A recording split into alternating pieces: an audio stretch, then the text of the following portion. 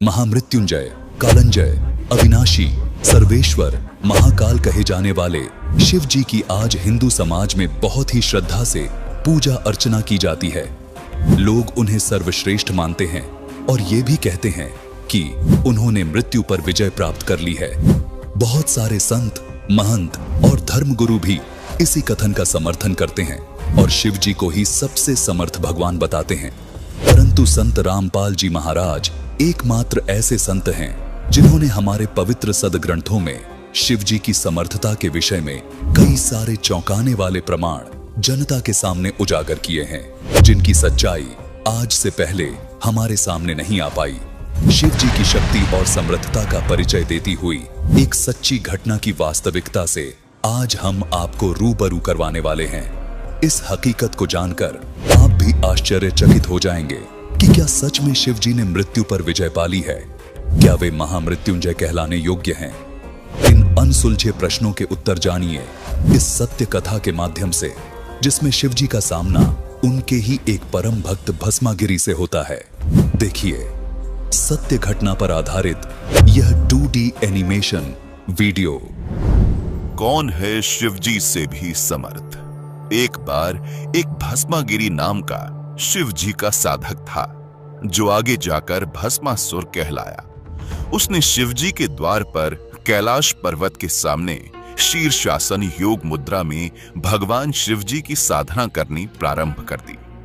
12 वर्ष की तपस्या के बाद माता पार्वती जी ने भगवान शिव जी से कहा कि हे स्वामी, आपका ये भक्त 12 वर्ष से आपकी साधना में लीन है। इसका क्या अभीष्ट है, उसे संतुष्ट कीजिए भगवान। अपनी पत्नी पार्वती जी की बात सुनकर भगवान शिव भस्मासुर के पास आए और कहा, उठो भस्मागिरी, मैं तुम्हारी तपस्या से प्रसन्न हूं। बोलो, क्या चाहिए तुम्हें? प्रभु, पहले आप वचनबद्ध होइए, तब मांगूंगा। ठीक है, हो गया वचनबद्ध। बोलो, क्या चाहते हो? भस्मागिरी ने अपनी शीर्षासन योग मुद्रा त्यागी और सीधा खड़ा होकर बोला, भगवान, मुझे आपका ये भस्म कंडा दे दीजिए। भगवान शिव जी के पास एक ऐसा कड़ा था जिसे अगर किसी भी जीव के सिर के ऊपर लाकर भस्म बोल दें तो वो भस्म हो जाता था। भगवान शिव ने विचार किया कि साधु आदमी है और जंगलों में रहता है, तपस्या के दौरान जंगली जानवरों से अपनी रक्षा के लिए मांग रहा होगा। शिवजी वचनबद्ध थे। उन्होंने अपना कड़ा निकालकर भस्मागिरी को दे दिया। ठीक है भस्मगिरी, तथास्तु। लो कड़ा। भस्मागिरी ने भस्म कंडा ले लिया। जैसे ही भस्मागिरी के हाथ में कड़ा आया, वैसे ही भस्मागिरी ने अपने हाव भाव बदल लिए। बोले शिवजी होशियार, आज मैं तुझे मारूंगा और पार्वती को अपनी पत्नी बनाऊंगा। भगवान शिवजी डर गए और अपनी जान बचाने के लिए वहां से भाग निकले। भस्मागिरी भी शिवजी को मारने के लिए उनके पीछे पीछे दौड़ पड़ा। दोनों अपनी पूरी गति से भाग रहे थे। भगवान शिव ने जब देखा कि आज तो मेरी जान जाएगी, तब उन्होंने परमात्मा को याद किया। तब पूर्ण परमेश्वर, सर्व सृष्टि रचनहार कबीर साहिब जी भगवान शिव जी की जान बचाने के लिए आए। कबीर साहिब जी ने माता पार्वती का रूप बनाया और भस्मागिरी के सामने खड़े हो गए और भस्मागिरी को अपनी ओर बुलाया। भस्मागिरी ने सोचा, चलो पहले पार्वती से मिल लेता हूं, शिव तो वैसे भी यहां नहीं आने वाला। कहां भागे जा रहे हो ऋषि जी? रुक जाओ, दो बात कर लो। मेरे लिए तो आपने इतनी तपस्या की है, आप मुझे कुछ नृत्य करके दिखाओ ताकि मैं आपसे प्रसन्न हो जाऊं। नृत्य? अरे, मैं तो तपस्वी आदमी हूं, मुझे नृत्य नहीं आता। मैंने कभी भी नृत्य नहीं किया। कोई बात नहीं ऋषि जी, मैं आपको सिखाती हूँ नृत्य कैसे किया जाता है। पार्वती रूप में परमात्मा कबीर साहिब नृत्य सिखाने का नाटक करने लगे। नृत्य सिखाने के दौरान जैसे ही भस्मागिरी का भस्म कंडे वाला हाथ उसके खुद के सिर के ऊपर आया, तभी पार्वती रूप में परमेश्वर ने कहा, भस्म। इतना कहते ही भस्मागिरी वहीं भस्म हो गया और कड़ा तथा राख शेष बची। पार्वती रूप में कबीर परमात्मा ने कड़ा उठाया और विष्णु भगवान का रूप बना लिया। विष्णु भगवान रूप में कबीर परमात्मा कड़ा लेकर शिवजी के आगे कुछ दूरी पर खड़े हो गए। भगवान शिवजी भागे जा रहे थे। विष्णु रूप में कबीर परमात्मा ने पूछा, क्या हुआ भोलेनाथ, कहां भागे जा रहे हो? कोई विपत्ति आ गई क्या?